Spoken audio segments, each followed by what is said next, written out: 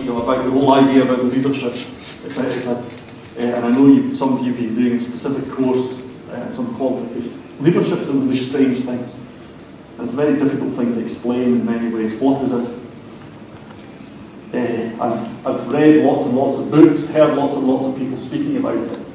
Okay? The way I would tend to think about it is, it's not really about leading people. Because when people talk to me about leaders or leading people, to me it brings back to some guy standing up front instructing you and telling you what to do. That doesn't work. I don't think that works very well. Leadership to me is about how is it you get people to follow you? How is it you get people to buy in to what you want to do? How is it you get people to associate with what you want to try and do, whether that's as a company or as an individual? And it's through building relationships with people, gaining trust with people, that you will become a leader. Because people will start to follow you, to support you, and to help you. And in a company, in an organisation, in a college, a university, a school, the most important thing is the culture. It's about building a culture. And what culture is it you want to create around you as an individual? What are your beliefs? What culture is it you want to create in the organisation you're in? It doesn't have to be a company. What culture is it you want to create in the team of people that you work with? Because that's what becomes important.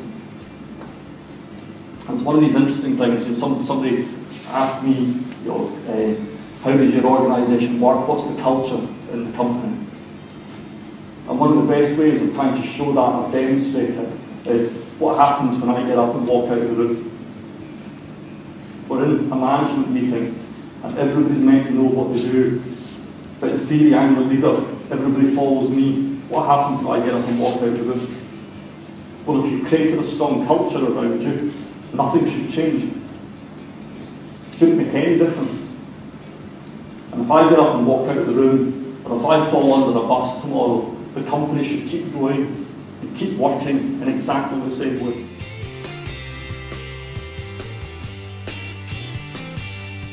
Okay, I'm Keith Anderson and I'm the Chief Corporate Officer at Scottish Power. I've worked for Scottish Power now for about 13 years. I'm really proud and passionate about working for the company, and that to me is one of the main things and the main messages I'd give you is, and whatever you do and whatever you want to do, is make sure that you have absolute pride and passion in what you're taking part in. And to me, I went up through school and learnt very quickly about myself, what I didn't like and what didn't work for me. One of the things was other people telling me always what to do and how to work and how to react. And I pushed against that and rebelled against that. But what I ended up learning really about myself was what was it that made me tick, what made me work, what made me interested and motivated. And part of that is really, for me, is then about understanding what makes me tick, what gets me enthusiastic, what gets me passionate. And a lot of that is about change and constant change, a bit about chaos, being permanently challenged, coming across new things, because I get bored incredibly easily. And when I get bored, then I don't have passion and pride in what I'm doing anymore, and it's time to move on. And that's what I would say to you is, understand what makes you tick, understand what makes your brain function and what generates activity in your brain, but also understand what makes you passionate, what's in your heart, what are your beliefs, and what you need to do is find companies, organisations, colleges, institutions that link to you and link to the way you think and your beliefs, so that you can really truly feel pride and passion in what you're doing as you go forward in your career.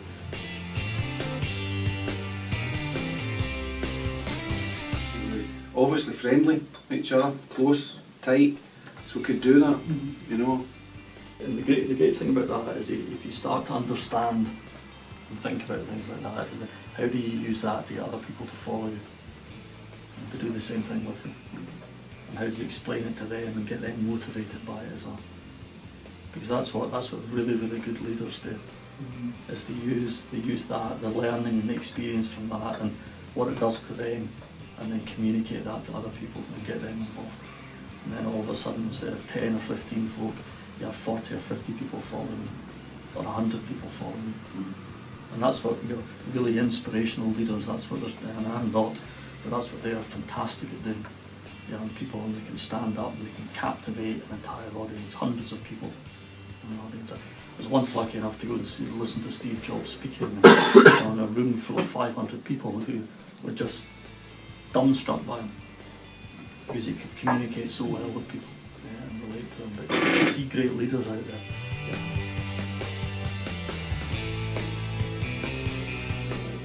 Yeah, and some people use it for all the wrong reasons, because they're a bit power mad and a bit power hungry, but they can captivate people with the way they speak, because they understand the way people think.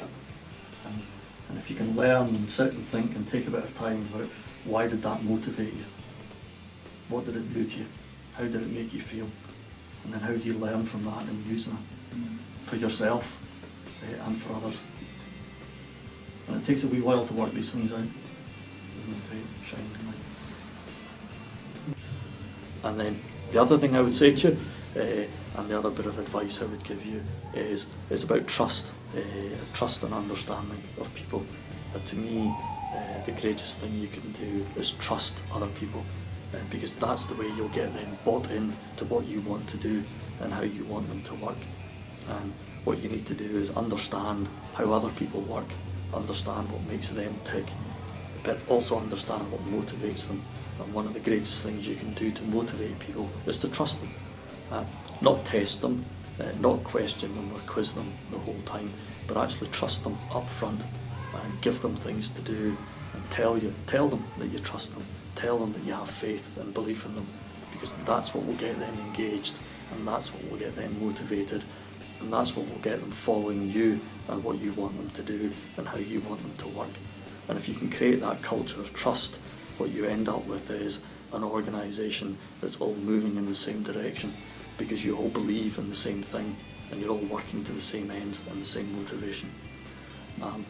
The other thing I would say hugely important then is about working with people, collaborating with people.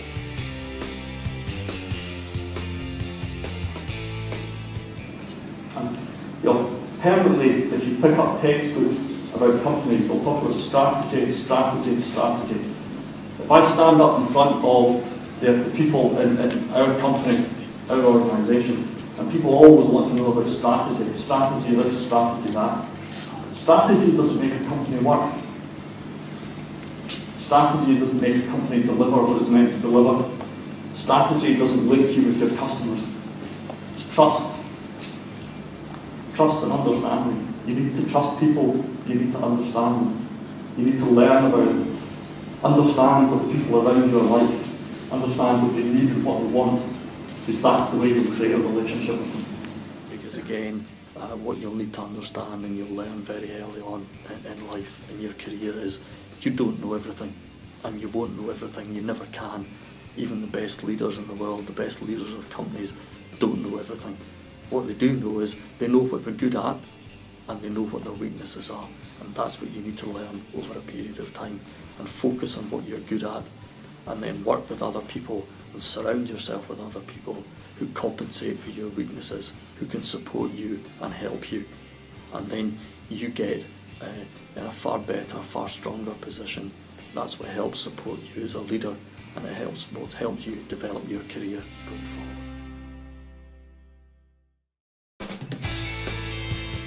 And then the other thing I would do, and I would say to you as well, is when you get into an organisation, it's not about how clever you are or how much technical knowledge you have. You know, any company can train you and can educate you, but the one thing you need to do and you need to bring to the table is about building relationships and working with other people. Because once you get into an organisation or once you get into an interview, it's not about your qualifications, it's not about your education, it's about you as an individual, it's about your beliefs, it's about your cultural values, and it's about the way you relate and interact and work with other people. Because that's what will determine whether you get the job, that's what will determine how your career progresses through the years.